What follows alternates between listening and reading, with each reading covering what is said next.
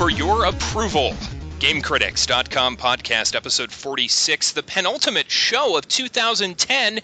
I'm Tim Spaeth. This week, Azeroth, Torn Asunder, Cataclysm in the state of World of Warcraft, plus the very best way to spend $1, the exceptional Xbox roguelike Epic Dungeon. And hey, it's almost the new year. That means it's time for resolutions. We'll share our gaming resolutions for 2011, and we've got some great listener resolutions, too. Y'all brought your A game this week, so excited to get to those.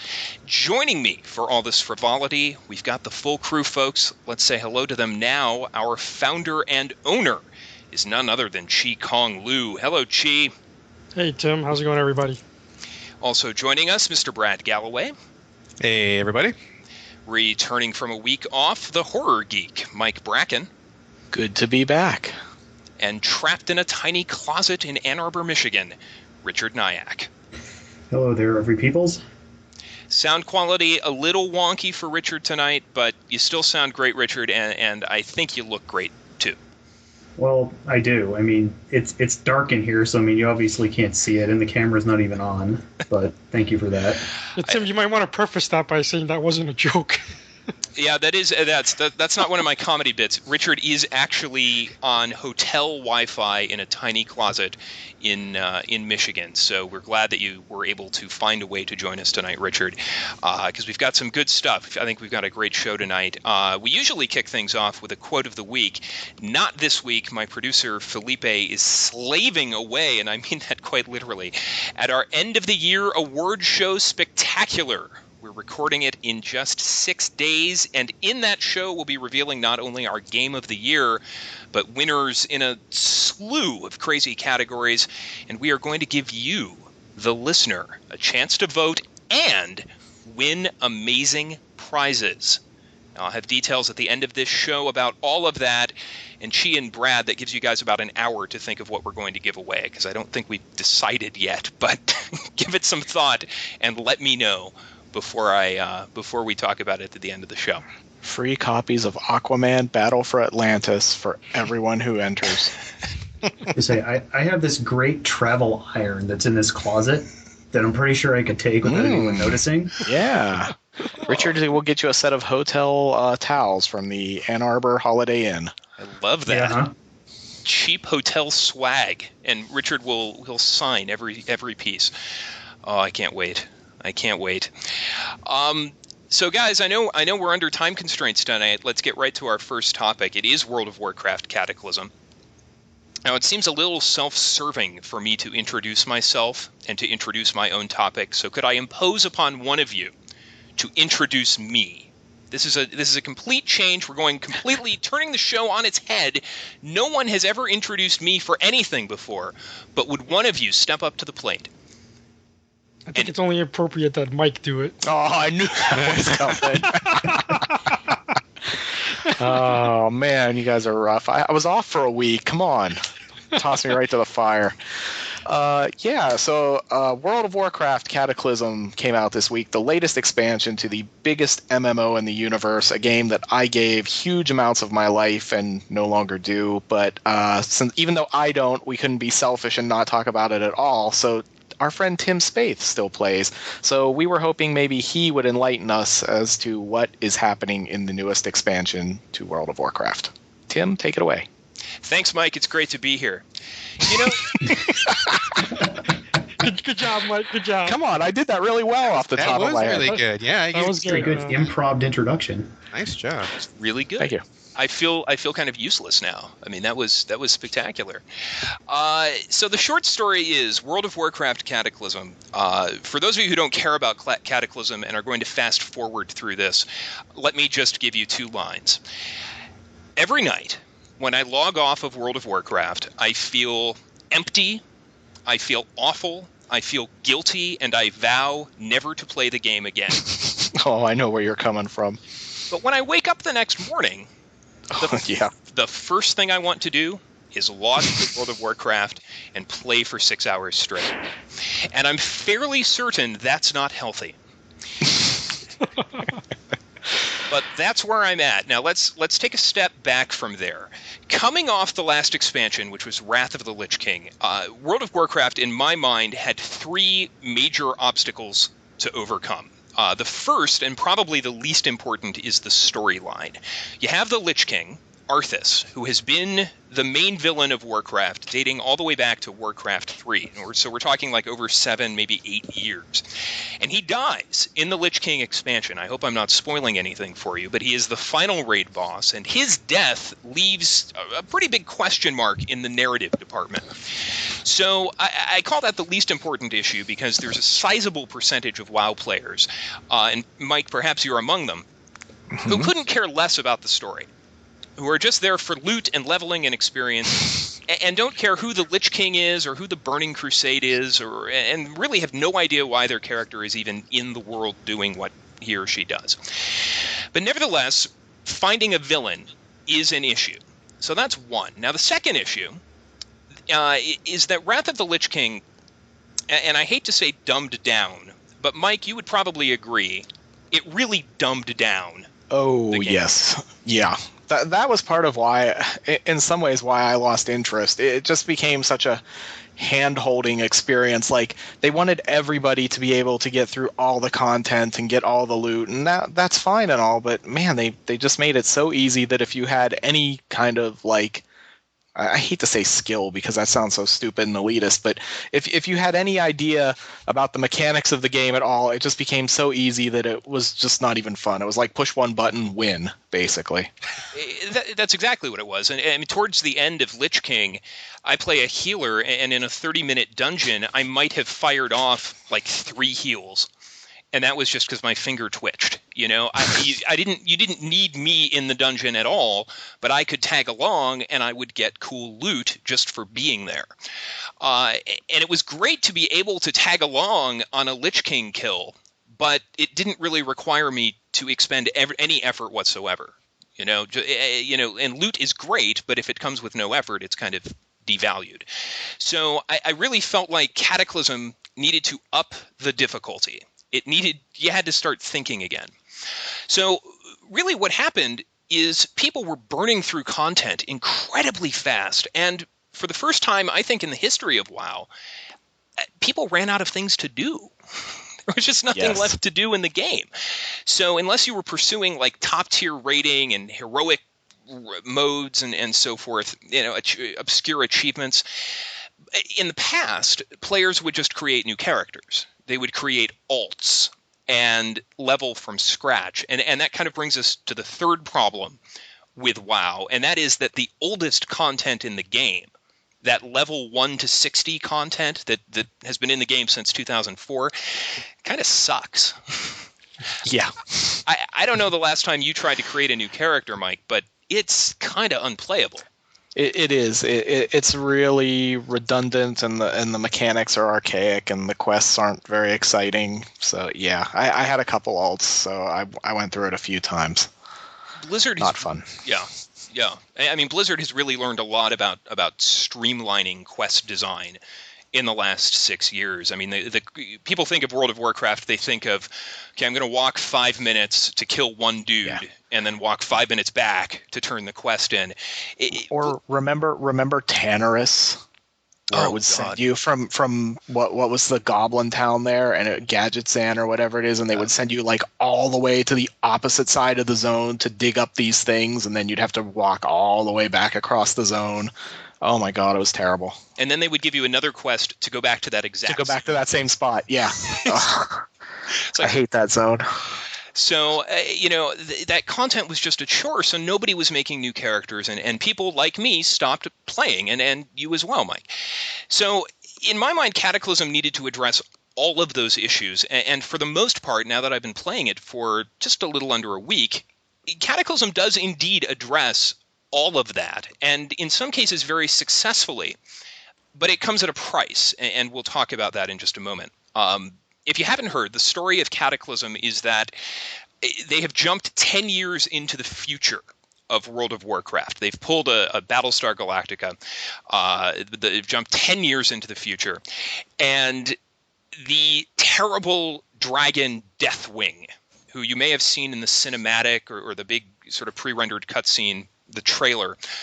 He has been biding his time beneath the earth. He was the villain in Warcraft 2. I don't know, 15, 20 years ago. Tim, can I just jump in for 1 second? Yeah, totally. I just want to say that I think Deathwing is like the stupidest name I've ever heard. It sort of fits for a dragon, but yeah, it wasn't a lot. There wasn't a lot of imagination in that one. Kind of pedestrian. A little surprised. Yeah. But keep in mind, this is Blizzard of 20 years ago who invented Deathwing. I'm sure it would have no excuse. It would be like Deathwingus if it was modern Blizzard. Or Darkwing Dragon. Darkwing Dragon, sure. Darkwing is already taken by Disney. So, Deathwing has been reconstructed. He was defeated in Warcraft 2. He has all this armor plating that's kind of holding him together. He tears through the surface of Azeroth, and he lays waste to the entire world, wreaking havoc, burning cities, and essentially what this does is give Blizzard an excuse to redesign the entire original World of Warcraft. Would not go so far as to call it a reboot, because it still has the same sort of questing structure. But the original game is in large part completely gone, which I don't think we've seen in an MMO before. Obviously, very few MMOs have the resources that Blizzard has, but having now sort of experimented with some new characters, I can confirm that this newly redesigned starter experience is some of the best content in the game. It is streamlined. There is a dedicated, tight storyline for each race, much, much faster leveling. And even up and above that, it's been remarkable to see these original zones kind of remastered with new graphics and new cities. Some of the changes are very subtle. Other zones, such as the Western Plaguelands, which was just this zombie-infested, brownish, dark death zone, is now kind of a lush forest. And it's amazing just to go and look at how this imagery that I've seen for 5 years straight now looks completely different. And it's more than novel, it's just kind of exciting. And you can also fly in the old world now. And that's just to fly above the capital city of Stormwind. Mike, I know you're not planning to go back and play the game, but gosh, I would recommend going in and just checking out Stormwind from 50 feet in the air. It's just cool. Yeah. Can I ask a fairly off-topic question? Yeah, man. For someone like me who, like, I played the game once, like, right after it came out. It must have been like 5.5 years ago. For someone like me who played it to level 13 and got bored, is there anything new that would entice a player like me who wasn't really all that into its previous iteration into the game? Well, when you only level to 13, that's just really not enough time. I mean, and that's a crazy thing to say, but it's really not enough time with an MMO in the first place. I mean, you're not really even doing any kind of dungeons or anything like that at that point. You're just running around through the forest killing fucking rabbits and stuff. So you kind of got to give it a little more time than that to even start to get what the experience is like, I would think. Wouldn't you agree, Tim? I would agree with that. And two things specifically for you, Richard. The first is that in the new World of Warcraft, the leveling is so fast that you're going to get to level 13 on your first night. Ooh. You're going to do that in about 3 hours. The second is every zone has its own dedicated narrative. It's almost like a single-player, story-driven RPG. And it's really important for the starter areas because, for example, the Gnome starter area is completely new, and it involves you retaking your ancestral city of Gnomeregan, or I'm not sure if I'm pronouncing that right. But previously, the gnomes would just go kill beavers for pelts, and that was the starting experience. But now there's kind of this epic assault on your city, and you have boss encounters, and you end up defeating this boss and taking back your home. And if you're a story guy, none of that was in the World of Warcraft you experienced. So I would say for you, it's worth checking out to see if the accelerated leveling and if the quality of the writing and the quality of the story, you may actually enjoy it quite a bit. Okay. So, if you got, and the other thing I want to mention is you don't need Cataclysm to go through that level 1 to 60 content. If you just have your original World of Warcraft discs, this was applied in a free patch that's accessible to everyone. Oh, so that stuff's really just gone now then, the old stuff. It is gone forever. Wow. Unless you go play on some rogue private server, yeah. So, which is, it's sad in one respect that no one will ever get to experience some of that content, but on the other hand, it's kind of cool that an MMO is able to evolve this way. We've never seen that before. Nobody will ever get to harvest the beaver pelts again. I'm sure there are beaver pelts to be harvested somewhere. Yes, I'm sure. So if you do have a max level character, if you have a level 80, Cataclysm also gives you new zones to level up in, to the new level cap of 85. And here's where I start having a problem. In the first day of release, I leveled from 80 to 82 and a half. Yeah, that's crazy. That was in one night of play. I took a few nights off. This morning I hit 84. And it is very likely that I will hit the new level cap within a week of release. Wow. Which is absurd. That's just crazy. I am leveling so quickly that I have out-leveled some of the dungeons in the game. I can't go to them because my level is too high. I never had a chance to go to them because I didn't even know they existed until I was past the level. There is streamlining, and then there is ridiculous streamlining.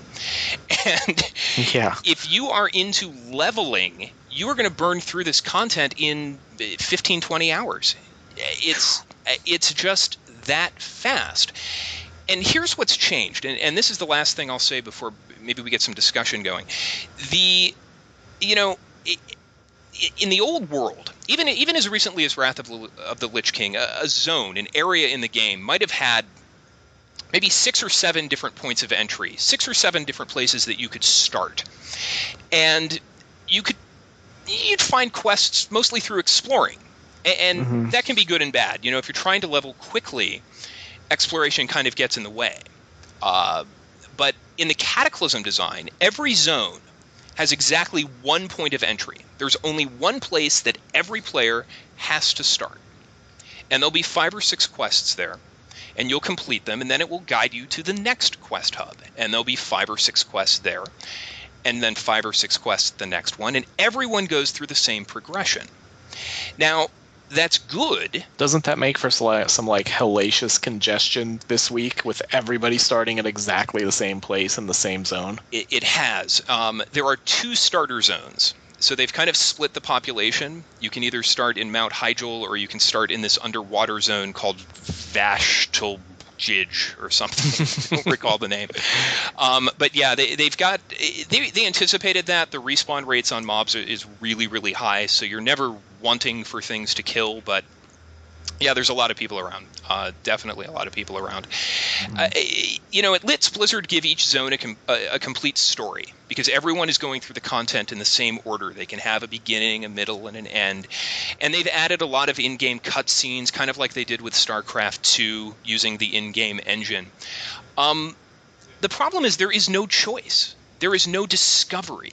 There is basically one track that you go down. It's a leveling theme park ride.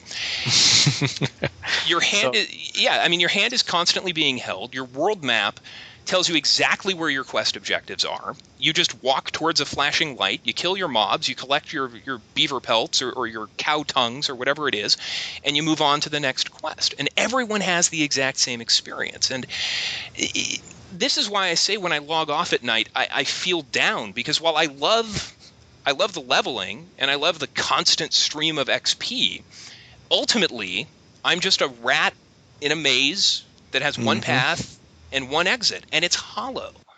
And World of Warcraft didn't used to be like that.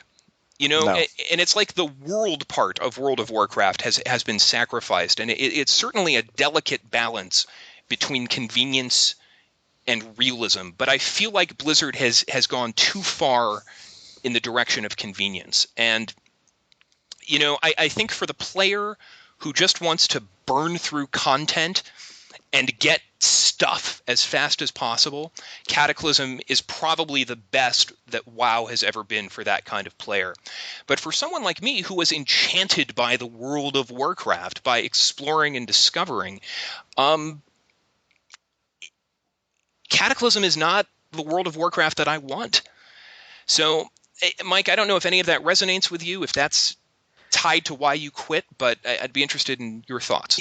Yeah, it is. And I'm interested in the idea that, they've streamlined it so much and made it pretty much the same for everybody, and yet the hardcore guys, even in the last expansions when it took longer to level, would have guys maxed out in a week. So there must have been guys who had things maxed out in under 10 hours, with if the experience is coming that fast. And I'm assuming that's without the rest experience bonus and everything. Right. We were seeing, that's crazy. There are notifications that go up every time somebody gets a realm first achievement. So like the first rogue to get to level 85. We were seeing within 24 hours of go live for Cataclysm, we were seeing people hit the level cap. Wow. I mean, now that's, some guys played for 20 hours straight or whatever, but right. That's, to me, it's too fast. Well, yeah, because it raises the question, this is an expansion and they like to put out some stuff and then there'll be another, big update some 6 months down the road or something. So everybody's going to burn through this stuff in way faster than they're going to be ready to put out more.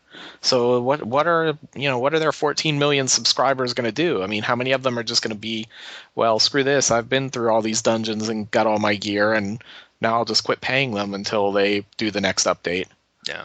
That sort of ties into my question. How do you think that's affected from the changes that they made since Lich King to now? Do you think that it's having a positive impact in the way that Blizzard expects? And what's your gauge of like the sort of the culture now? Is there too many noobs running around, or all the long timers just all sort of jaded? Like what's the climate like now? I don't see a lot of noobs. I don't think that there are as many new people playing this game as Blizzard wants you to think there are. Right.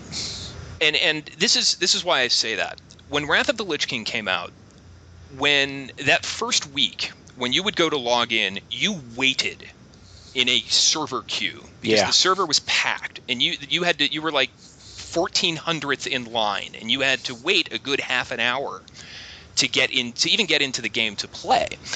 There has not been a single server queue for Cataclysm. Not one. Not one. I have not waited even a second to get onto the server.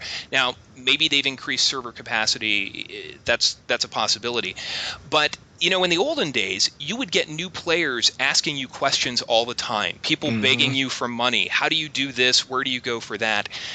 Nobody does that anymore. I don't see any new people asking those types of questions. And it could be that they've made the game so easy that people don't need to ask those questions anymore.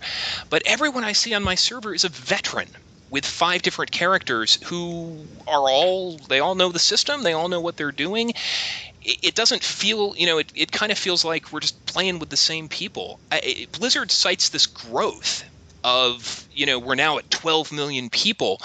What I don't think they tell you is, what they don't want you to know is, every time someone signs up for a trial account, that counts towards the 12 million accounts.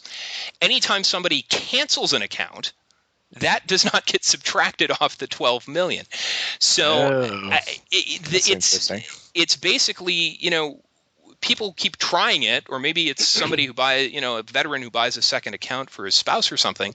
I don't think there's as many people playing this game as... Well, and there are hardcore players who pay for 2 accounts so they can have extra mules and everything like that. I know a guy who has, his main account is full of 80s, so then he has to pay for a second account to have, storage characters and stuff. So it's funny you guys say this. If I can just jump in for a second, because I don't play World of Warcraft. I've never played it, and I have zero interest in playing it. But, obviously it's been all over Twitter. I mean, a lot of the people that I talk to have been talking about it just like nonstop. But I got to say, like, it's kind of jibing with what you guys said. Like, everybody I've talked to who's been interested has been somebody who's been into it for a long time. It's people who know the system, who have multiple characters, who know the thing inside out. I don't think I've talked to a single person who's been like, oh, I've been really waiting for a good point to jump on to WoW, and I think this is it. It's like, it seems to me like it kind of agrees with what you guys said. Like, everybody who wants to play it has maybe already been playing it for a long time, and I don't see, in my limited experience anyway, anybody who has like jumped on because of this. I mean, my perception was basically that this was for the hardcore people. Like, this wasn't really a good point for new people to jump on. I mean, is that not true? Because it sounds like the mechanics have been totally reworked for newcomers.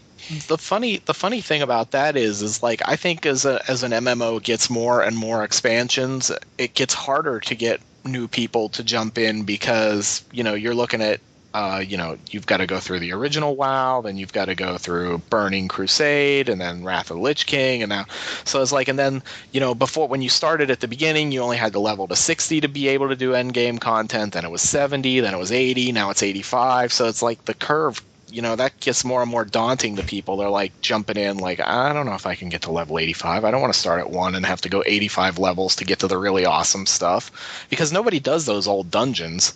That old raid content from 60 and 70 and soon 80, people won't do those anymore. So you'll just be basically skipping all that and doing 5-man dungeons to get your gear. So I think it becomes almost daunting the more expansions they do. Yeah.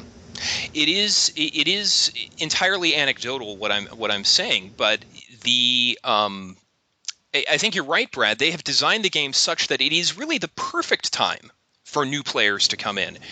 But as I said, I started 3 new characters, and I took each of them from level 1 to 20, and you're able to do that over the course of a couple nights.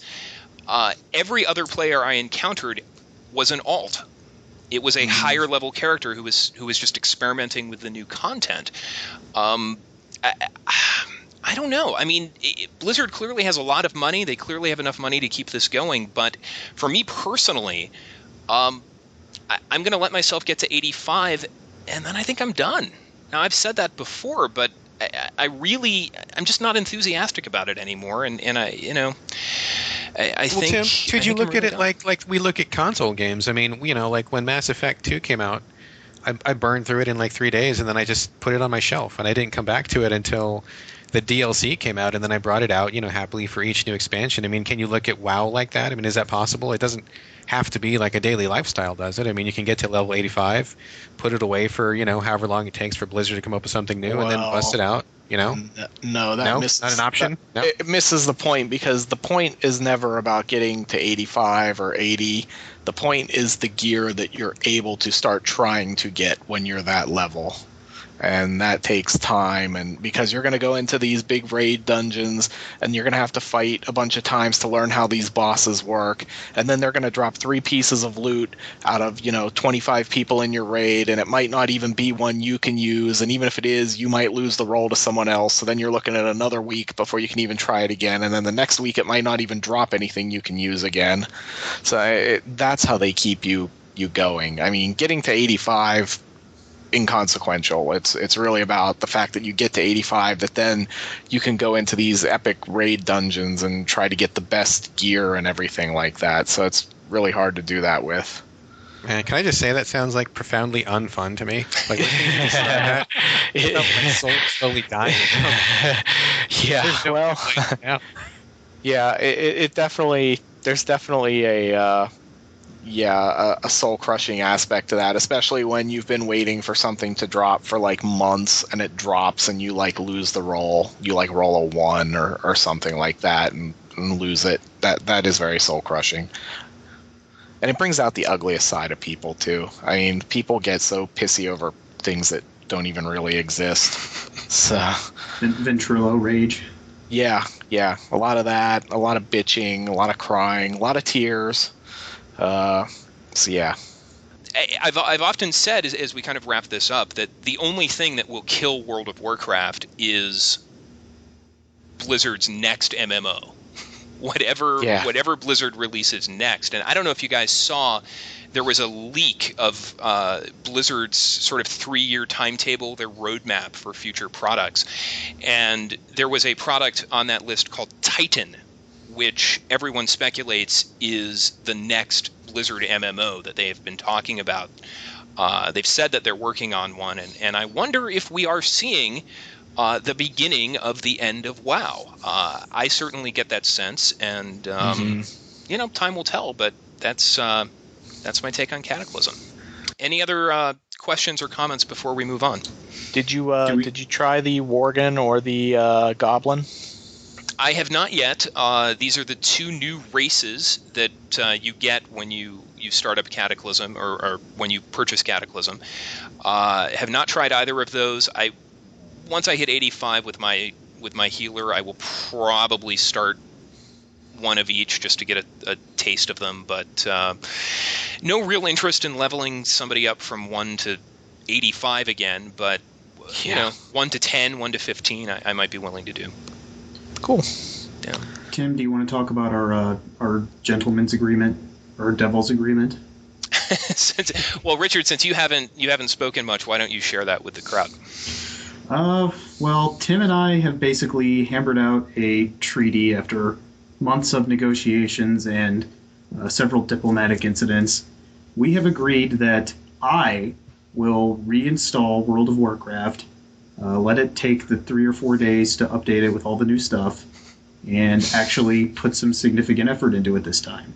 In exchange, Tim has agreed to spend a significant amount of time playing Team Fortress with me. And I'm sure that this is going to be a incredibly fun experience for both of us, I hope. And yeah, can you play Team Fortress like computer, Xbox 360? Do they cross? No, you can't. And the Xbox version is actually pretty much abandoned at this point because Microsoft wouldn't let them drop the updates for free whenever they wanted. Oh, jeez. So the Xbox version, at least as far as I know, hasn't gotten any of the updates or anything. I see. Yeah. So this will be the sequel to our Gamer Exchange program. Yeah. Yes. I guess that's exactly what I was thinking about when I asked him about it. Team Fortress 2. We need to move on, but we'll keep you updated on our little exchange program there. And thanks, Mike, for talking WoW with me. And to our listeners, thanks for surviving the conversation. We're going to take a quick break. When we come back, folks, everybody listening, take $1 out of your purse or wallet. We're going to tell you the best way to spend it. So stick around. More GC.CP coming right up.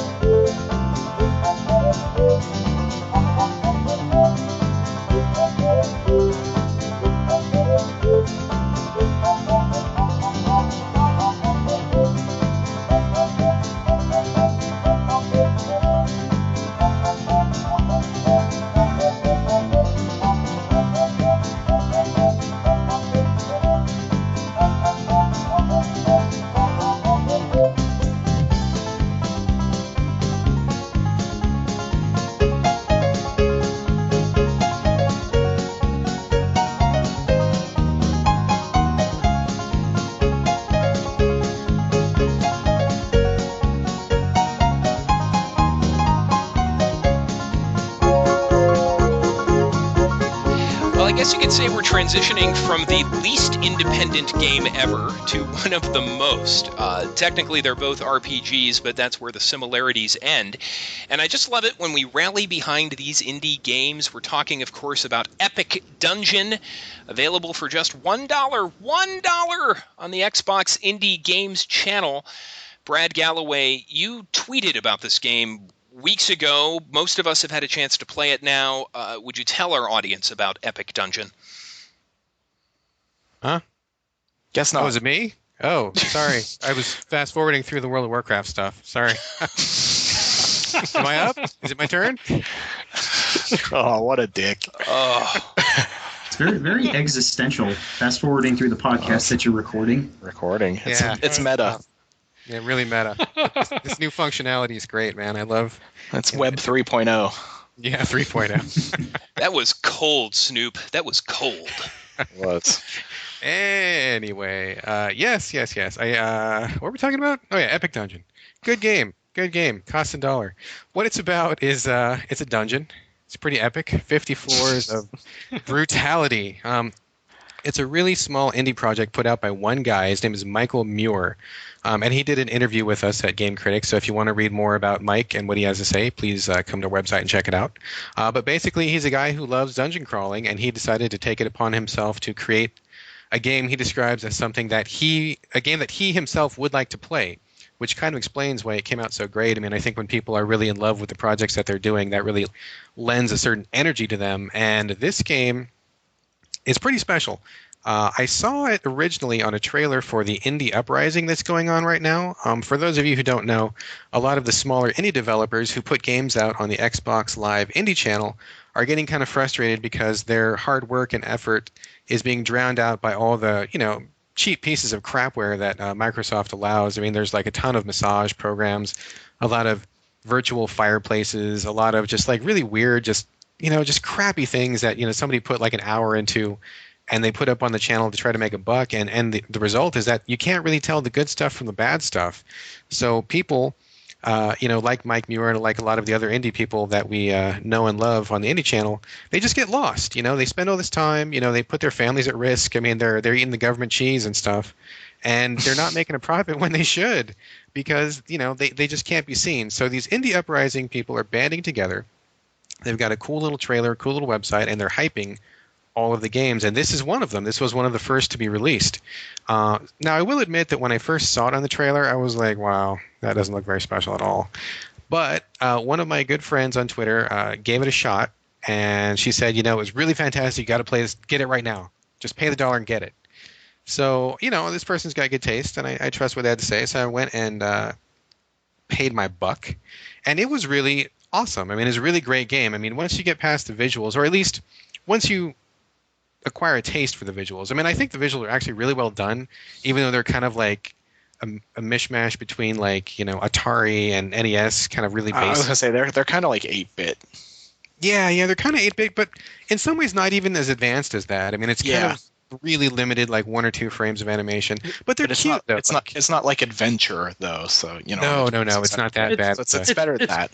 I think a better description is old school PC as opposed to Yeah. It's really basic, and but I will say at the same time they are really cute and they grow on you after a while. And once you really start to pay attention to what Mike has done with the graphics, you do get an appreciation for the amount of work that went into it. But it is one of those games where you look at it and your first impression is nah, and that sounds kind of harsh, but it's true. But once you start playing, it grabbed me immediately. I mean, I can't imagine anybody who's got good taste in games would play this game and not just like immediately get sucked into it. And I think the best way to describe it, for those of you who are old enough to understand the reference, is it's kind of like a mix between, like Gauntlet and, what did you guys say? Like Gauntlet, roguelike influence, a few things like that. Yeah, it's a roguelike with better graphics, not ASCII art instead. Right. So yeah, that's pretty much it. And of course, for those of you who don't know what a roguelike is, because I don't want to be all too like indie snooty exclusionary, a roguelike, it's don't be elitist. Really niche. What's that? Elitist? Don't be an elitist. Trying not to be. Roguelike games are games where you start at the beginning of a dungeon and you don't have any equipment and you start at level 1 and you work your way through the dungeon and everything in the dungeon is randomized. So you may find a really good sword, you may not find one, you may find a good piece of armor, you may not. You find a potion, it could be poison, it could be give you like a +5 to health. I mean, you never know. Like, it's really random. And so the appeal of playing roguelikes is that it's really up to the player to manage their equipment and to really, it's almost like a giant like dice roll. If you really like to gamble, you're kind of thinking, am I going to get through the next level? If I'm smart enough, can I manage what I find? Can I find some good stuff? Can I avoid the monsters? Can I survive to the end? And another trait that roguelikes have in common is that usually when you die, you die. Like, there's not usually a save to reload. There's not usually a safe zone to go back to. Most of the time, when you die, you lose all your stuff. You go back to level 1 and you start from the beginning. Just end of story. And that's pretty harsh for a lot of people. So that's probably one of the main reasons why it's still as niche as it is. But Mike, takes on these elements, and I think he really has done something just really brilliant with it. I mean, it's very simple presentation, but the formula he's got is really nailed tight. Oh, Diablo, that's what it is. Diablo, Gauntlet, and Roguelike all kind of mashed up. Don't you think the ability system is kind of BioWare-ish also? I thought it was kind of BioWare-ish. BioWare is. I don't think BioWare was the first thing that leaped out at me, but we could discuss that. I'm just saying the ability system, like the way you're tapping, the 4 buttons for different things. That felt like kind of Dragon Age-ish to me.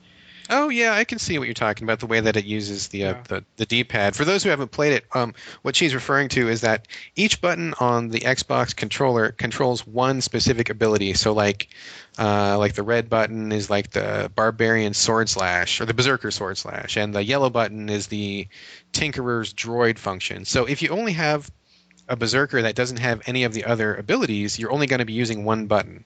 But once you add the other button, or once you add the other abilities, then the rest of the buttons come into play. So I think that's kind of, I can see what you're talking about, making a comparison to Mass Effect for sure. I was going to just throw in a slight Legend of Zelda, maybe. How would you? Well, okay, hold on to that. We'll get back to that. Get back to that. So basically what happens is you start the game, you've got 4 different types of characters to pick from. Each one has one special ability in addition to a standard melee attack, and then you just go. You just go in the dungeon, you kill whatever's there, and it's really super simple combat. Like you just kind of point the direction you want to go, and if you bump into a creature, you attack them. So it's not really, you can pick it up in like 30 seconds. And the point is just to go from level 1 to level 50, and along the way you pick up armor.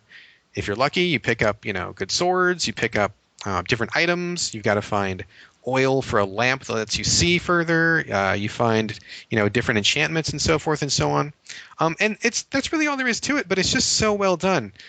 The control is really tight. I mean, it's really easy to get into the game. There's lots of little touches, like if you die and then you come back to that spot where you died, there will be a little gravestone to your old character, and you can pick up an item from it. There are these little encounters that you find where a text box will pop up. And of course, there's no animation or anything for this, but it'll say something like, oh, you encounter a witch who's stirring some brew. Do you, bother her? Yes or no? And then it's a little bit different for each character. So if you jump back and forth between them, you can have this kind of randomized effect. So it gives you a real strong old school RPG flavor. And for me, Mike just really nailed all of the little elements that I like in games like that. I mean, it was just perfect. And it didn't matter a bit that the graphics were as basic as they were or that the controls were as basic as they were, because everything that he did really well. And to me, this was the kind of game that is made by somebody who knows his subject material and he knows exactly what he wants to do with it. And I think it just came out beautifully. I mean, I can't remember the last time I spent $1 that was just as worthy as this one was. I mean, so I know that some of you guys have played it. Do you guys agree, disagree? What are your thoughts? I would say it is the best dollar I have ever spent. Honestly, to play, when you pay $1 for a game, I went into it, expecting, this will be fun for about 10 minutes probably, and that'll be 10 cents a minute basically, and I guess I'll be okay with that. And instead, I've ended up playing it, for hours. I haven't made it all the way to the 50th floor yet because I've been busy playing Dead Rising 2, but all it is a game for people who like to level up and collect loot. And as we've talked about a million times on this show, I love to level up and collect loot. So you run, and the best thing about it is like all roguelikes, it has that permanent death thing. So you're running along and you're collecting loot and you're leveling up, but there's this constant tension as you keep going because you're like one mistake away from starting on floor 1 again. So the farther you go, you're constantly gauging ooh, should I try to get another level on this floor before I go to the next floor? Or the game has this way of you get in a groove and it lulls you into it, and then you go to the next floor and one mistake and you're dead. So I like that because it makes the game seem more, I don't know, more visceral, I guess. So definitely, if you like leveling up and collecting loot, this is a great game for the lowly price of $1. Absolutely fantastic experience. Yeah, for sure. One thing that I forgot to mention when I was kind of breaking the game down is that it happens in real time, and most roguelikes are turn-based. Yes. They usually give the player plenty of time to plan their moves, to give you lots of room to think up some strategies and how best to use your items. But in this game, everything is real time. So you've got these enemies like flying at you, and like Mike said, when you go to the next floor, very often you get mobbed like as soon as you hit the next floor. So you have to be really prepared to either bust out your attacks or just run away, because death comes quickly in that game, and if you blink you can find yourself back to floor 1 before you even know what happened. So definitely the tension sets in because the fatalities are actually fatal. And I'll tell you, when I hit like floor 35 or 40 for the first time, like I was like sweating, like I was just like my armpits were like wet and my hands were shaking, and my wife was asking me what's wrong, and I'm like, nothing, don't talk to me, don't distract me. And it was tense. It was really tense. So it's not very often that a game brings out that stress level in me. I mean, Tim, did you have a chance to play it? I did. I don't think I've played it as much as the two of you, but I had a great time with it. And had you not mentioned the real-time aspect, I was going to mention it myself, because I think it works so well on console as a real-time experience. On a console you expect action. On a handheld, where at any moment you may have to put the handheld down, a turn-based experience I think works better there. Shiren the Wanderer, for example, you can set that down, close the lid, but I love that it's more action-oriented. I have two comments. The first is, as a guy it's very important to me when I'm playing this type of game, whether it's a roguelike or something like Torchlight or Diablo, to be able to see the whole map. And there's a subtle bit of genius in this game where if you pull back on the right stick, it zooms the entire floor back so that you can see the entire level. And you don't have to go to a separate map screen, and you can see exactly what you visited and what you hadn't. And when I saw that feature was there, I wanted to find Mike Muir and just give him a hug and say thank you for that, because it's such a subtle bit of brilliance. My only problem with this game, and maybe this is by design and maybe I'm just weak, but I found I can't think of it. Brad, you mentioned it in your review. What happens to armor cursed? My armor was cursed. Yeah. And I didn't know how to remove the curse, and it was maybe 10 or 15 levels until I found a scroll that removed the curse. I felt like perhaps that an uncursed scroll could have been introduced a little bit earlier just to educate the player. On the other hand, discovery is part of the experience of a roguelike, and not knowing what every object does right away. So you called it out in your review, Brad. Did you think that was not a big problem for you, but problem enough that you mentioned it? Well, I mentioned it just because it was weird, because first things first, getting cursed in a game like this is a complete, like, pardon my French, dipshit newbie mistake. And like, I did it myself, so I'm not saying that I'm not pointing a finger at you, Tim, at all. I mean, it's a dumb mistake to make. And when I asked Mike about it, I asked him that in the interview that I did with him. He's like, well, don't put on stuff you don't know about, which, total common sense. It's a rule to live by. Yes. I agree with what he said. Although I will say that when I did curse myself, I think I went like 30 floors before I found an uncursed scroll. I was starting to think that you weren't able to uncurse yourself. And I was thinking, oh, is that just really harsh punishment for being stupid? Which, granted, I was really stupid when I cursed myself. But no, I mean, he said, yeah, they're rare by design, and there's nothing in the game that actually forces them to be rare. They're just rare in general. But yeah, I mean, it wouldn't hurt to like every, fifth shop or something to have like one super expensive uncursed scroll or something like that. I mean, that would be, I'd like to see a little bit more of them. But in general, he's really right, and there's no excuse for getting cursed at all. So I can't really hold that against him too much. What was I haven't been cursed, so what is the effect of being cursed? What does it do? The only thing that I noticed that it did was that you couldn't remove it. And sometimes, I mean, it just had, what happened to me, and Tim, maybe it was different for you, but I put on a necklace that was supposed to, it was just a question mark necklace. I didn't know what it was, and I was hoping it was going to be like an armor boost or something like that. Oh, you put on a question mark item without identifying it? Oh, that is a noob move. I know, it is. It is, right? It's like really stupid. Totally stupid. So I copped that. That was my bad. Totally. But I put it on, and I just couldn't take it off. Like, I found several items that gave way better bonuses than what that item did, and I couldn't remove it, and I couldn't use anything. So basically, it froze that slot. So if I had picked like a cursed sword, I would not have been able to use like any better swords or anything like that. Well, that's a big deal. I mean, the fact that you can't remove one of the items. Yeah. Right, And right. especially when you're talking about a game that's loot oriented. That's like the whole reason why you're playing. So I think that's that makes sense. But in fairness, though, you can identify all your items at a shop. It's really super cheap. There's identify scrolls you can pick up. I mean, like I said, you got to be a dipshit noob to curse yourself, which I did. So, it happens. But, I don't blame Mike for it. I don't think it was, the penalty was severe and rightly so. So are you able to identify items before you put them on in some way, or is that the only way you can figure out what they are?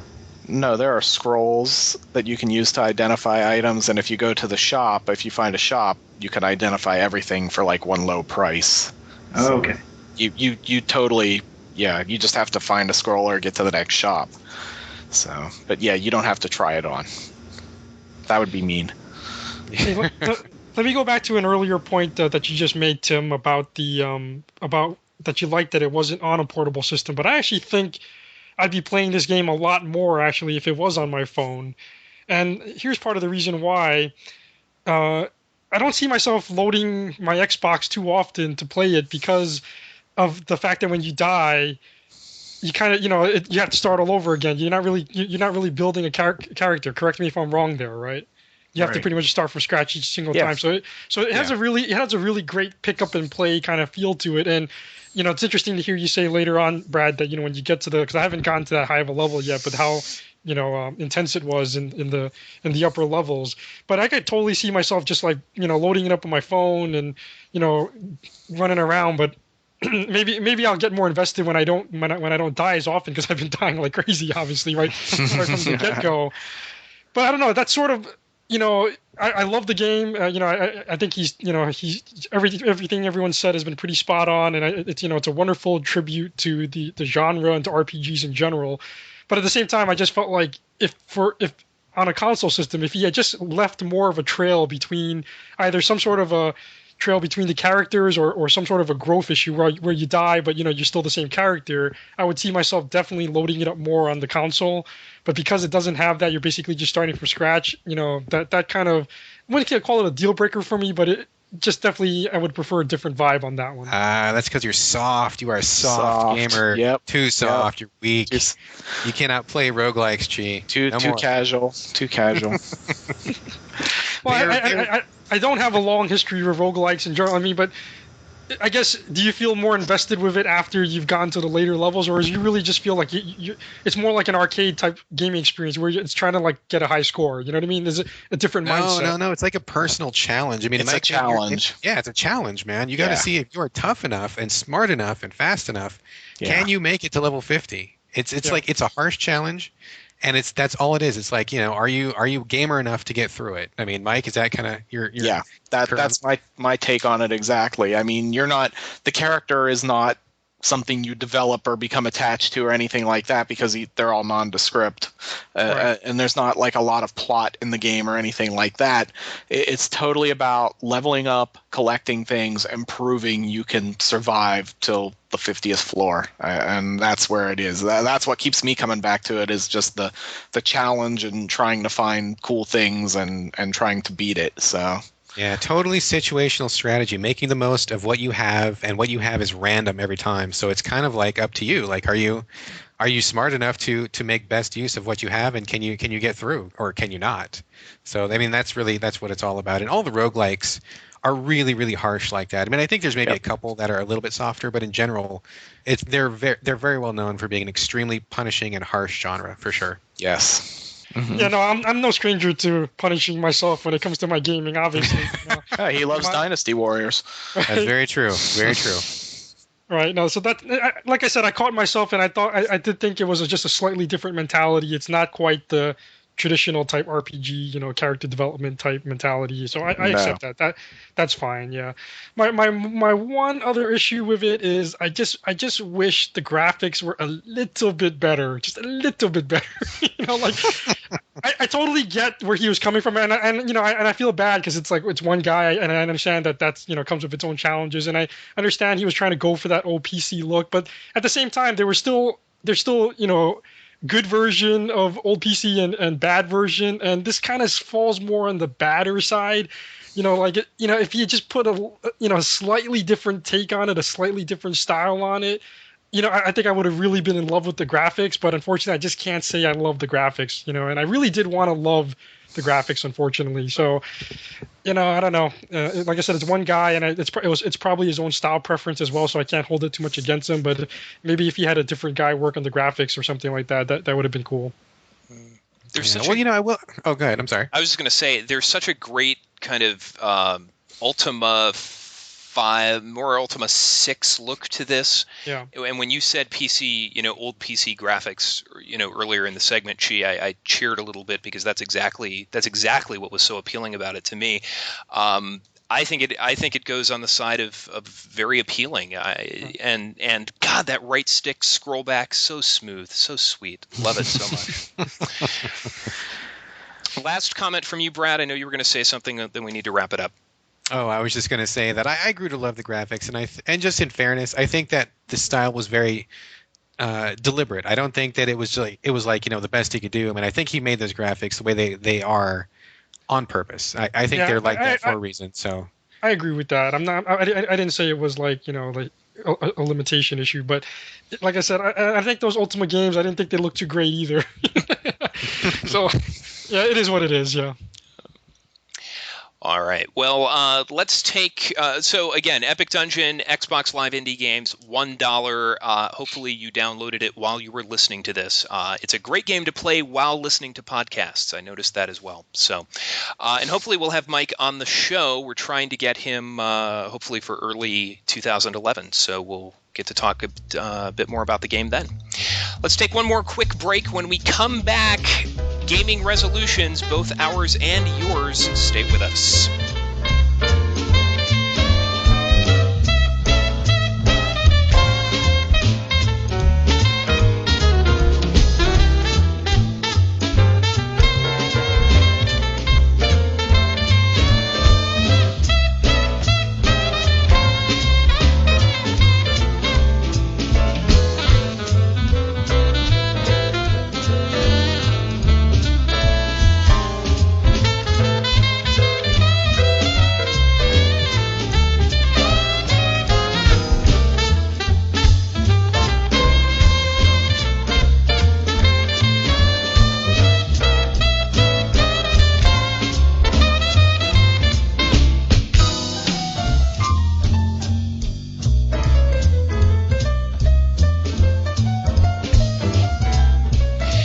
Question for my cast. Do any of you know the origin of the New Year's resolution? Why, no, I do not, Tim. Would you please enlighten us? I will. Thank you for asking. They were invented in 1968 by original Hawaii Five-0 actor Jack Lord. I smell a comedy bit coming up. Now, we have each... That was the comedy bit. It's over. That was? Yeah, that was it. Surprised it wasn't Shatner. No, too obvious. No. No, one of your resolutions has to be to actually develop a joke a little bit more than that, because that was a letdown. I was waiting for more.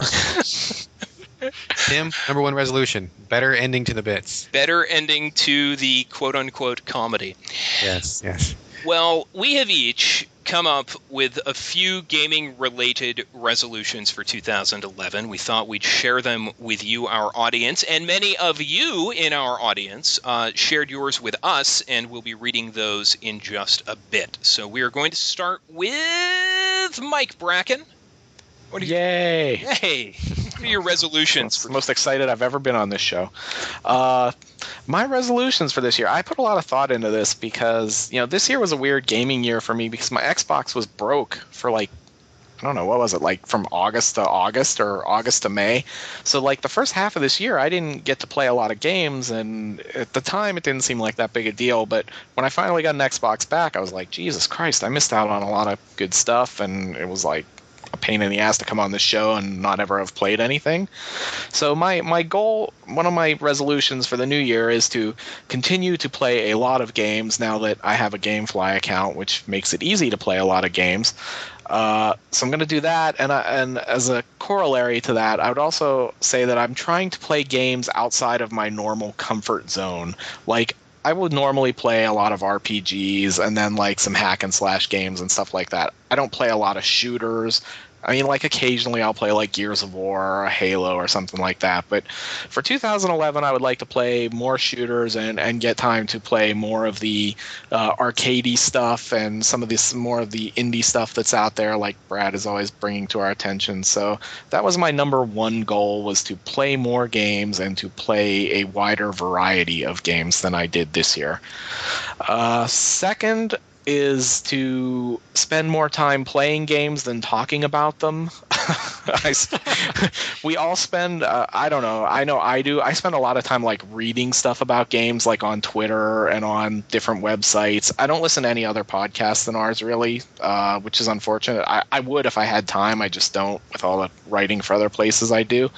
But I noticed that I spend a lot of time like talking about games when I could actually be playing them, and I think that time, like, I love a good conversation about games, and don't get me wrong, I'm not saying that there's not a place for that, but once in a while I think we should all just stop talking and pick up the controller and start playing instead. Third and final resolution is something actually that I've been vacillating on, and you guys know. The resolution was to get a PS3 this year, so I finally have one. But I'm really on the fence about it now. Like, I have the money to get one, and I was thinking about picking one up, and it's like, and then I start looking at it, and it's like everything I like to play is like a multi-console release. So it's on the 360 already, and if it comes down to playing something on the 360 or the PS3, I'm going to play on the 360 every time because I like achievements more than I like the idea of trophies. But I'm still on the fence. I think that, there are like 5 games on the PS3 at least that I would really like to play that are kind of exclusive to it and probably aren't going to cross over anytime soon. So maybe sometime before 2011 is over, I will finally take the plunge and buy a PlayStation 3. So those are my 3 resolutions, gaming-wise, for the upcoming year. The other non-sort of gaming one is to blow up the offices of Twitter if they keep recommending that I follow she who shall not be named every day. If I unfollow someone, that's a good sign I don't want to follow them. So. Oh, and you can't hide her either. No. She's just going to keep popping up. She just keeps popping up. Popping up. Insidious. Makes me mad every day. We have some crossover in our resolutions. I only have 2, and I'll just mention where we have the crossover. My second resolution is stop thinking about buying a PS3. Because that could be mine too. I've since it came out, well, maybe this week I'll go buy a PS3, and the reality is, much like with you, there are exactly 4 exclusive games I'm interested in playing, and they're all games you guys hate. So you've more or less talked me out of buying the PS3. So I'm done thinking about it. I'm not going to buy one. It's not part of my world. And if there's a PS4, maybe I'll come back to Sony. But I'm officially done thinking about it. So that means you're not going to buy it then? I thought that meant you were done thinking about it and just take the plunge. Nope. I am not going to buy it. Oh, okay. Yeah. Just out of curiosity, Tim, what were the 4 games that you were thinking about? Metal Gear Solid 4. Ick. God of War 3. Mm-hmm. Yes. And the Uncharted's. Oh, yeah. Yeah, stay away. Yeah. It's not worth buying a PS3. Did Yakuza 3 ever come out here? It did, yes. I haven't. Now, see, that might get me to... That was one that I would be, willing to take the plunge for, type thing. What about Valkyrie Chronicles? As everyone Yeah, that one too. I didn't like the one on the PSP though. The one on PSP was an abomination. Yeah, I banished from humanity. I thought it was really lame because I played a little bit of the PS3 one and really liked it at a friend's house, and then I said, "Oh, well, I'll pick up this one for the PSP, the sequel. That'll be awesome." And then it sucked. No, it was terrible. I didn't even finish it. Oh no! There's no way anybody with a functioning brainstem could finish that game. No, it's terrible. Valkyrie Chronicles on the PS3, excellent. On the PSP, it's garbage. Really disappointing. So we are now going to be classified as Sony haters in addition to Nintendo haters. So that's Microsoft shills. Yeah. Or at least half of this podcast should be considered Sony haters. Yeah, well. I don't hate them. I just want them to, I mean, I want to buy one. I just want them to give me more than 4 games that I can play on it. You know, I can't spend $300 justify spending that kind of money for 3-4 games. It's like I told you over email, Mike. I didn't buy the PS3 for the games. Yeah, you got it for the Blu-ray. For the Blu-ray, the PS2 compatibility, and for the best deal possible, and that was enough to give me. If they still had backwards compatibility, I would have one. But them scrapping that was like the worst thing they could do as far as selling me one went. All right, before this turns into our E3 show, let's move on with resolutions.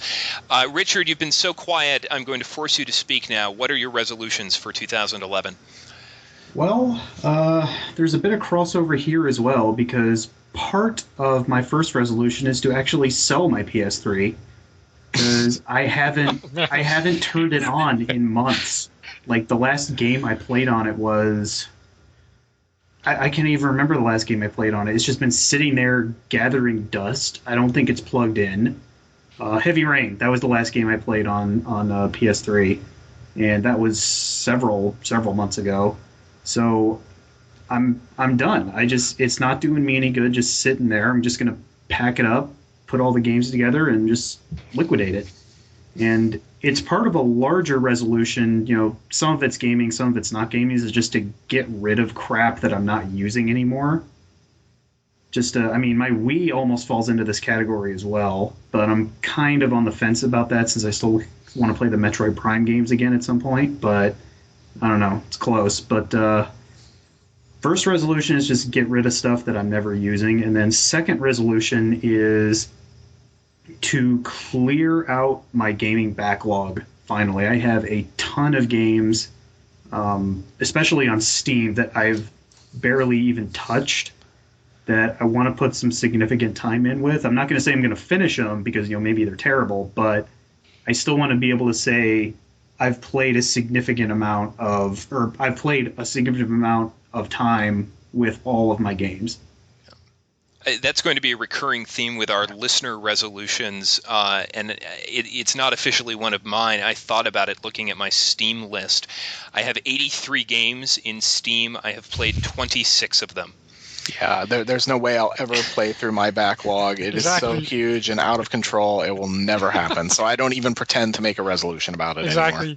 I could retire and do nothing but play my backlog for the rest of my life, and I still would not finish my backlog. So there's no point in ever trying to declare that I'm going to try to work through my backlog. Well, I'm just talking about games that I have, like not necessarily games that I want. No, I'm talking about games that I own. Yeah, that's games that I own. I probably have 200 games in shrink wrap, so... Mike, it sounds like you need to play TF2 with me and Tim. Yeah, someday I'm just going to open my own GameStop. Mike, stop. But then you'll have to take everything out of the shrink wrap and put them into the little envelopes. Yeah, that'll be annoying. Richard, any other resolutions? No, those are really the only two. They're fairly far-reaching and probably time-consuming, so I figure that's good. Don't overachieve. Yeah. Let's move on to Chi Kong Lu. Your resolution, sir. Sure. I just have more or less one resolution, and it ties into a comment that Peter, one of our guest writers, or kind of a critic emeritus actually also, Peter Skerritt on Twitter noted that how the game industry no longer cares about us as gamers. You know, he's I don't know, for anyone who follows his writing, you know what you know what he's talking about. It's kind of this anti-consumerist thing that's been going on lately, just with, you know, all the DLCs and on. And I think, and my comment to him on that was, I think as the game industry goes bigger, has gotten as big as it is, it's sort of a natural thing. Just the corporate heads and suits are just going to take over, and really it's almost kind of unavoidable. And I think what we need to counterbalance that is a more vibrant independent scene. So based on that, I definitely want to focus more on the indie games out there. And I was very happy to see, because I haven't spent a lot of time in the indie scene in the Xbox indie section for a while, and I was happy to see that it's sort of like a trend now that ever since Mommy's Best Games sort of started, that the games are just $1. So that's got to definitely make it a lot easier to explore that catalog of games. Tying into that indie theme also is, as I've mentioned on the last show, I've got a new phone, and I want to start exploring that Android market a bit as well. And it's kind of nice to just have to have a new platform. It was actually really good timing on my part, because Android was just sort of getting big in throughout 2010, and it's really now kind of ripe for like seeing a much more mature level of games right now. So really excited about that too. It's just kind of fun from a gaming standpoint, because most people know I'm pretty down on the AAA titles these days and just sort of the big company games, and it's just not quite doing it for me. And kind of exciting to just sort of jump on a new platform, see what's out there, and been downloading a lot of games and playing that. We'll have to compare phone game inventories, Chi, because I'm sure there's some crossover, and I feel the same way. I mean, there is so much interesting stuff in the mobile phone space, and in the podcast world, people who don't play mobile phone games hate hearing people talk about them, but I would love to chat with you about it at some point, because there's I have some recommendations for you. I don't know how much crossover there is between iPhone and Droid, but there's some good stuff out there, definitely. Yeah, and I'm definitely not too into the whole Angry Birds, those very casual type games. Obviously I'm still a hardcore gamer, so I'm still kind of looking for those, more deeper level of, more deeper gameplay, and maybe some more old school, tributes to the, stuff like Epic Dungeon. Really, I'm more looking more for that. Sure. So those are your resolutions, Chi? Yep. Let's pause for 2 seconds. Mike, do you need to bail? We only have Brad left to go. How many reader ones do we have? Like 11. Okay, yeah, I better go. So, all right, I'll gracefully announce your departure. Yes, thank you. All right, thanks, guys. Hey, Mike. Good show as always. I'll see you guys soon. All right. Cool. We'll miss you, Mike. Yes. Mike Bracken, under time constraints, needs to leave a bit early, so our thanks to him, and we resent whomever he's going to pick up. I'll tell her that. All right, guys. All right, let's move on to Brad Gallaway. Your resolutions for 2011. All right, I actually have 3, and the first one ties into ones that were mentioned by Chi and Richard. I have no illusions that I'm going to be getting through my physical retail big console backlog. I mean, I've got a ton of games backed up that I picked up for one reason or another, and I go through them when I have the time, but releases have been so thick lately that there's just been no chipping away at it. So I'm not really resolving to get rid of my proper backlog, but the backlog I am going to get rid of is my Xbox Indie Queue backlog. Every week, for people who check out the indie channel, I mean, there's at least 5 or 10, if not more, indie games that come out a week, and I really tried my best to keep up with them and to really stay in touch with the smaller developers, but I gotta tell you, it spiraled out of control. I mean, it was like I took a couple weeks off from playing the indies to go play some of the bigger stuff, and then I just got so backlogged that I was downloading the demos but not really having enough time to play them. And what makes it even worse is the Xbox has to kind of rescan the hard drive every time you go in and out of the indie queue, so it's you have to wait a minute. For me, I have to wait a minute. Yeah, I hate that, man. I hate that. Yeah, it's annoying. It's a total waste of time, and it's so annoying because I want to just buzz through those indies real quick, but it's to spend a minute between each game. It doesn't sound like that much at first, but when you're sitting there and you can't do anything for a full minute between games, it gets on my nerves so bad. So I wish they would have some way to fix that. But anyway, I've been downloading all the games. I have not stopped downloading the games, but I haven't played any of them. So I've got like something ridiculous like 225 indie demos to play, and I just can't get to them. I just don't have the time. So in 2011, my first resolution is to take just like a week where I'm not going to play any console games. I'm not going to play any portable games. I'm just going to, every free moment I have, I'm going to sit down at the 360 and maybe the PS3 and the Wii if I get time. But I'm just going to go through those games. I'm just going to take the time, and I'm just going to say I will wait the minute to get through it, and I'm just going to pick out the wheat from the chaff, and I will write about those. I mean, I really enjoy playing those indie games. I love supporting the developers, but man, just they've been coming so thick and so fast. It's like a full-time job to keep up with them. So I want to get rid of that 225 number in my queue, get it down to something more manageable, and start playing those. So that's my first resolution.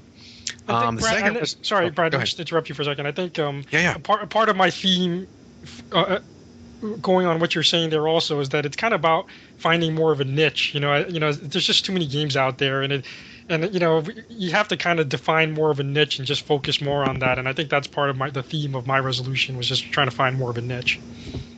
Oh yeah, I mean, it's getting to the point where you can't play everything. I mean, I can certainly remember earlier in the day when it was possible for one person to play every game that was worth playing, and that was across all systems. I mean, that was a while ago, but man, there are just so many games right now. Like it's, like you said, you have to specialize. I mean, even not playing any sports games and not playing any driving games, there are still way too many games for me to play. So I have to whittle it down even further from that. So I only play 2 RPGs a year because they take up too much time. And then I only play certain platformers, and I only play one first-person shooter a year. And it's even with all those restrictions, there's still too many games to play. So yeah, hats off to anybody who can play more games during the year, because it's just getting to be more of a challenge. Yeah, it's crazy.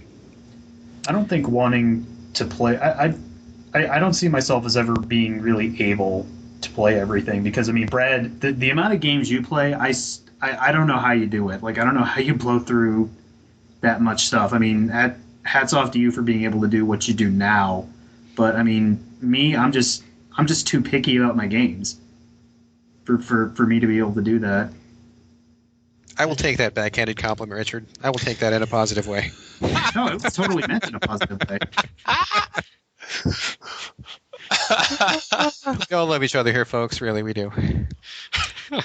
All right, so moving on to my second resolution. And this one is actually inspired by you, Richard. So good timing there. Everybody who listens to this podcast knows that I don't play PC games, and that's another one of my criteria. It's a lot easier to manage the games coming out if you don't play PC games. But I don't play them for a couple of reasons. The first being I don't like playing the technology keep-up game where you have to upgrade every so often. I absolutely hate messing with drivers and trying to get patches and trying to just get a game to play. It drives me up the fucking wall, and it kills any desire I have to play any game on the PC. And honestly, I just don't like mouse and keyboard. I would just much rather play with a controller all the time. So games that make you use the mouse and keyboard just kind of bum me out. But there have been a lot of really notable PC games in 2010, and I think the first one that really caught my attention was Planescape Torment. I've never played it, and I've heard it just praised by every single person who's ever mentioned it. I mean, it's kind of on the same level of Deus Ex for me. How anybody who plays Deus Ex says it's the best game ever. Same thing for Planescape Torment. Anybody who's played it says it's the best game ever. So I definitely am going to try to make the time and put up with whatever hoops I have to jump through to play that game. So that's one. The second PC game that I'm going to force myself to play will be Amnesia, because Richard, as he just talked about in the podcast recently and also had an interview and a review of the game, Amnesia: The Dark Descent, everybody playing that says it's phenomenal, and I really, I like horror games. I don't have a good tolerance for them because I get really, really scared, and I whimper and cry, and I wet myself sometimes, but I still enjoy them. And this one seems to be the next big, serious, if you're a horror fan, you have to play Amnesia. So I actually bought a copy of Amnesia through Steam, which coming out of my mouth sounds like I'm speaking Latin. I don't even understand what I'm saying, but I bought Amnesia through Steam. I just stood up and almost bumped my head on the shelf in this closet when you said Amnesia. So good for you. Well, it's all thanks to you, Richard. You're speak about the game, your love of it, your alcoholic use to get through the game. I mean, that was all great stuff. Really motivated me to get out there and try it. So I will play Amnesia, and also due to Richard, Aquaria. It's been one I've been kind of looking at, and I didn't know if it was worthwhile or not. But Richard, you really liked it, and it seemed to me like something that would be right up my alley. And I was hoping that it was going to come to Xbox Arcade, or was it going to come to PSN, or hell, even the Wii. I would play it on the Wii because I just want to play with the controller. Like, I don't want to mess around with anything. But I did buy a wired controller, and hopefully I can figure out how to make it work. And I'm going to just, put my general distaste for PC gaming aside and play at least Amnesia and Planescape, and I'll get to Aquaria if I have time, but I'm going to try to make myself get these PC games off my queue and just to go through them. So that's my number 2. And that one, folks, is a big one. For me, that's huge. Let me just come down from my emotional high here for a second and try to collect all the millions of different thoughts that I'm trying to say right now, but I'm failing. First off, I'd just like to comment on the one of the first things you mentioned about the PC is the technology keep up, the technology game. In my opinion, it's not nearly as bad as it was back in, say, the 90s. And I think a lot of that has to do with cross-platform development, because hardware requirements relative to what they were in the 90s, I don't think are nearly as demanding as they were back then. Because, eventually developers figured out that, if you make a game that pushes technology to the limits, fewer people are going to be able to play your game, which isn't necessarily good for sales. So there's that. And also, I found that while there is still the patching game, and you've talked about before how developers are using patches as a lifeline, and that's certainly true, and it's certainly a problem, but it's a lot more streamlined now, where before, if you wanted to get a patch, you had to download it and then install it and then do a whole bunch of different things to get it to work. Now it more often than not works within the game or even in the platform you're using. Like Steam will download patches for you automatically a lot of times. So I think, if you... For someone like Brad who just really doesn't like the PC as a platform, I don't think there's still going to be anything there to appeal to him. But I will say that it's much more streamlined and user-friendly than it used to be. Second, I actually played Aquaria with a controller majority of the time. So, I think that's fairly normal based on most of the things I've seen written about it. I will say about it, the controls are probably the only thing I don't like about the game. But, we can talk more about that after you finished it, which you will do. And I hope I didn't imagine this, but when you mentioned Aquaria, Brad, I heard a sound from Richard that was like he took his breath away. Sound? That was real. I did that. It's like a gasp coming from the closet. There was like a yeah. It's like, yes, I could talk about this game with someone now. Brad playing PC games really is the big sort of end of season shocker, I think, of this entire show. That's pretty crazy. That's pretty like finding out he's a Cylon. Yeah, it's that sort of equivalency, I think. Right. Yeah. All right, we are running out of time, so Brad, third resolution, please. Okay, third resolution. Okay, so I don't listen to a lot of podcasts. I don't have a lot of time. I'm really busy with everything that I do, blah, blah, blah, yada, yada, yada. But I do like a couple of podcasts, and one of my favorite that I listen to is Gamer Dork, which is based over in Scotland. And I love that podcast because those guys are really funny, and I think that anything said in a Scottish accent is just smarter and better than what we say in the American English. They can say anything and it sounds entertaining to me. So I think that's a big reason of why I listen to it, but also to give the guys credit. They run a great show. They have lots of really interesting insights and lots of cool things to say. So I enjoy Gamer Dork. But they have this catchphrase that they use, and I've been really, really trying to use it on our podcast. I want to give them kind of this shout out, kind of give them a little tip of the hat and use their phrase, but I have been unable to find an appropriate place to use it. Like in the last 4 or 5 shows, I've been waiting, and I just can't find a good place to use it. And their phrase is, fuck it in the bin. And I've been waiting for a place for me to say, I took that game and I fucked it in the bin. And I can't find a good place to say it. So maybe I'm not using it correctly, or maybe I just need to try to find, work harder to get it in there. But if the Gamer Dork guys are listening, I want you to know that I have been trying to work that into the show, and I haven't found the right opportunity, but it's been foremost in my mind. So How does that sound? How does that sound with the accent? Because I don't think I can't do the accent. If I did the accent right now, I would embarrass Scotland and I would embarrass America, and I don't want to do that. Our relations are tenuous at best as it is. So I'm not going to attempt the accent, but for you guys at Gamer Dork, I've been trying to fuck it in the bin for weeks, and I've been failing. But for you, fuck it in the bin. Awesome. Here's one. Amnesia is going to fuck you in the bin.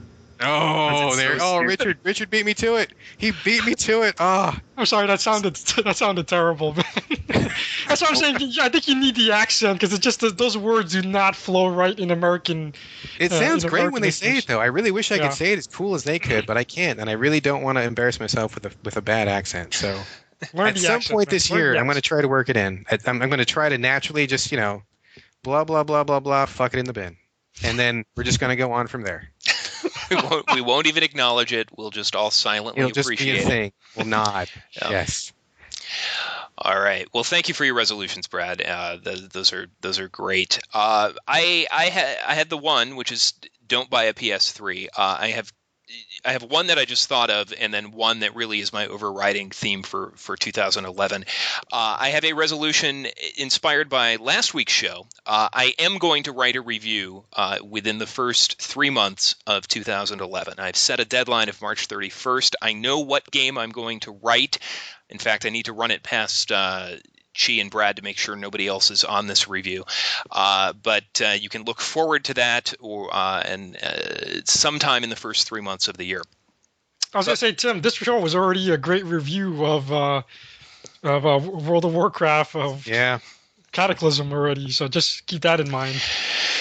There is that.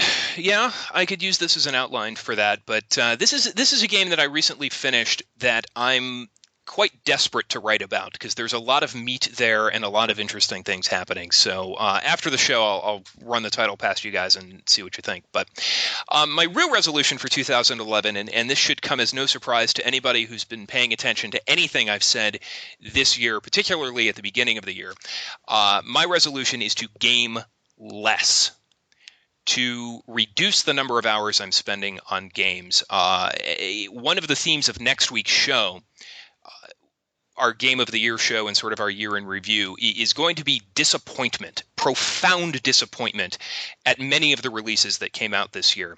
And I think that as I look back to the 2 weeks I took off of gaming, where I didn't touch games at all earlier this year, those really were the 2 best weeks I had this entire year.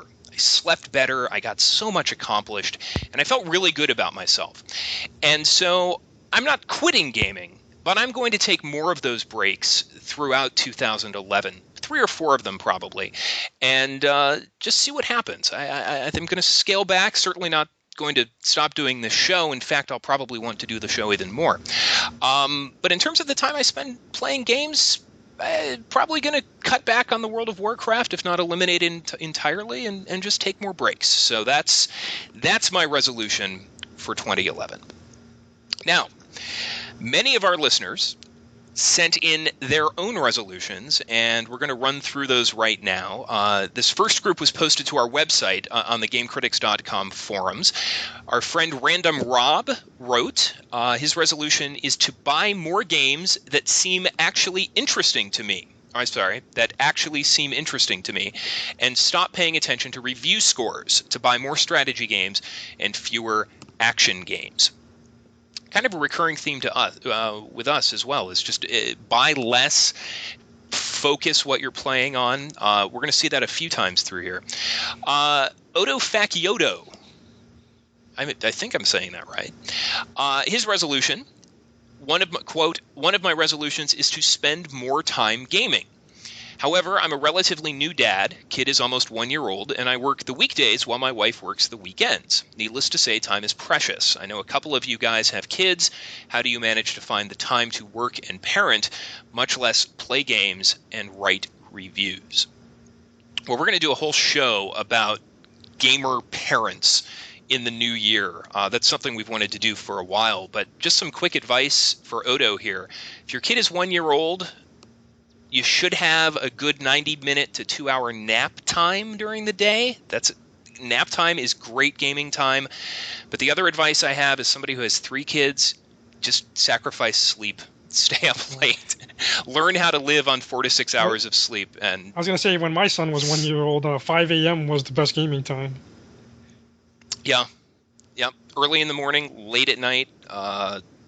Don't be responsible is basically all we can tell you. Run yourself into the ground is how that works.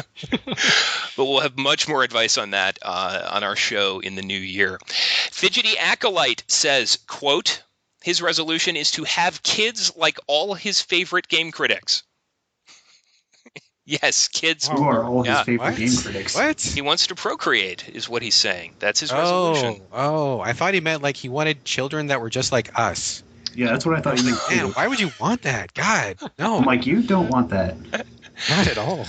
No. I never thought I would say our show was pro-life, but I guess it is. Procreation, anyway. Procreation. The vast majority of people who appear on this show have children in short order. I mean, that's proven. So there's David Stone right there. He and Aaron were on the show. Bam, baby making. Now, Fidgety's real resolutions, he says, quote, spend less time reading about games and instead play the games I've been reading about, like Deadly Premonition. Also to start teaching myself some game programming / design.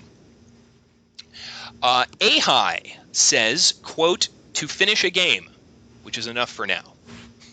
That's great. Finish one game. Fantastic. That is definitely an achievable goal. So good luck with that. Coils3 writes, quote, I'm watching the Spike VGA pre-show as I type this, and I'm noticing that a lot of people actually take it seriously. The problem is that the Spike VGA awards are more about providing fan service than actually honoring the best games. So my resolution is to educate the people who take award shows seriously about the awards that actually carry industry weight. And then he lists 3 of them: the Interactive Achievement Awards, the Game Developers Choice Awards, and the BAFTA Video Game Awards. Well, Coils, we're going to do you a favor. We're going to post links to each of those in the show notes. We'll help you out there, and hopefully people will check those out. We also had some resolutions come in via Twitter. Our good friend Chris Green 87 writes, tweets, my resolution for 2011 is to stop getting excited about games that I know I'll be pissed off with. Always a good one. Always a good one. I love that. Lower expectations, people. It's going to save you so much heartache down the road. Ryan Olson 75 writes, since I'm 35, it'd be great to finally stop having childlike angry outbursts while playing video games in 2011. Hard to quit that one. Do you guys have angry outbursts when you play? Not Only really. during Trials HD. Trials HD is pretty close. I've been trying to beat some high scores, like Peter Scarrett's like crazy high scores in Pinball FX, and when I lose a ball down the drain, I go kind of nutty. So I sympathize with Ryan Olson 75. Unless you count my the reactions I had to Amnesia, but I mean that's not really. It wasn't really like outlandish. It was just me being like super nervous.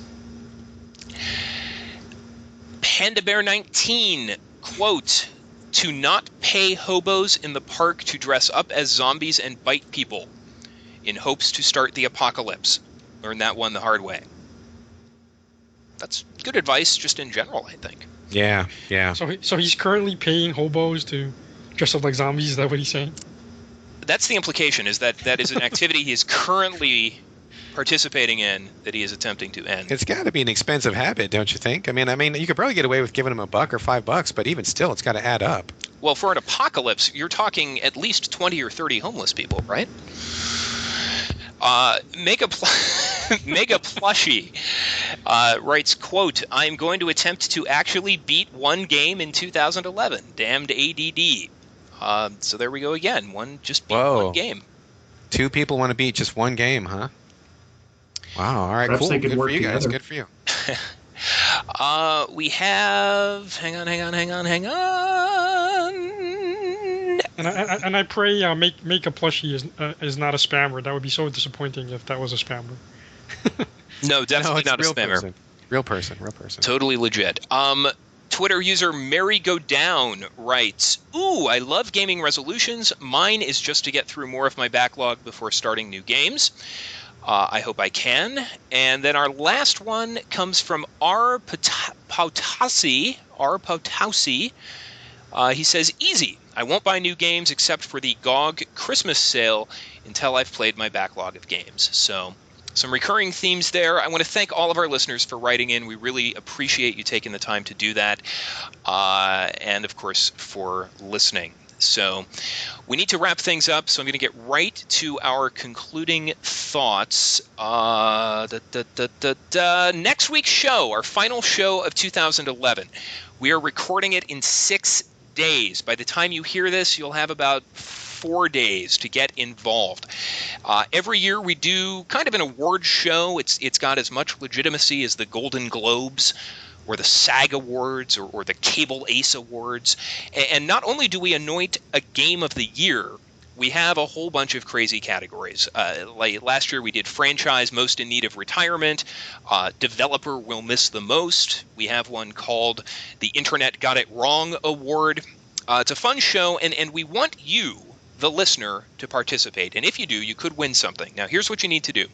Head to our forums at GameCritics.com. Find the podcast forum, and there's a thread there called Episode 47 Contest. It's going to tell you everything you need to do, but basically you just need to post your biggest gaming-related surprise of 2010. There's already a bunch of posts there. We want you to add to it, and we're going to pick at least one response at random, and that person will win something. We don't know yet, but you're going to win something, and it may be spectacular. You have until Saturday, December 18th at noon Central Standard Time to post your answer. Contest is open to really citizens of all nations across this great planet Earth. So get to the forums right away. Post your biggest gaming-related surprise of 2010. Now, Chi, unfortunately, you're not going to be able to join us next week. So this is really your last opportunity to address the audience. I give you the floor. Is there anything you want to say to inspire our loyal listening public? Yeah, I was just going to tell people that I wasn't going to be around for that show. And I wanted to wish everybody an early happy holidays and happy new year.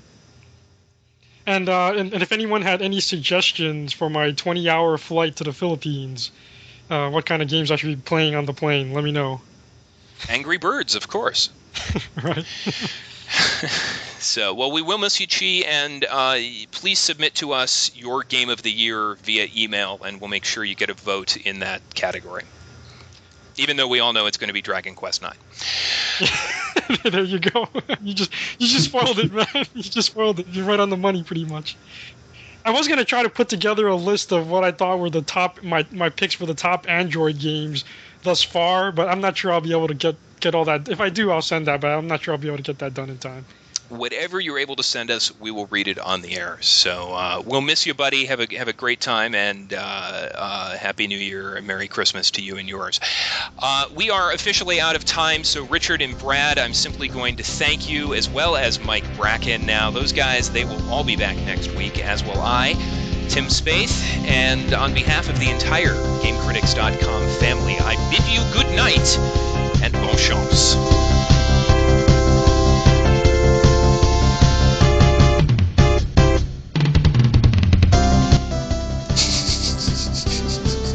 I'm sorry, can you guys hear the people arguing outside my door at all? No. Okay, because there's some dude, there's this guy and this girl just fucking going at it in the hallway, and I've got half a mind to go out there and just tell them to shut the hell up, but it sounds Tell like them they're they're in a probably... hotel. You're not supposed to argue in the hotel. You go to the hotel to fuck. So Yeah, just go I know. fuck and be done with it. I think they're gone now, finally, but... You burst out into the hallway and you tell them, I am acclaimed podcaster Richard Nyack. Yes. I'm doing a show in my closet. Yeah. And this will not stand this noise. That just sounds like such a bad headline the next morning. podcaster gets shot for trying to intervene on a lover's quarrel outside of a hotel room. Well, I don't think that would be the headline. Then we can just came out of the closet. we can release the tape. It'll be the lusted after on the internet. Richard Guyak's last moments of life. It'll be like the evidence. Yes. And that would podcaster would not be the headline. The headline would be some short guy with a mustache was murdered today. Statistics expert.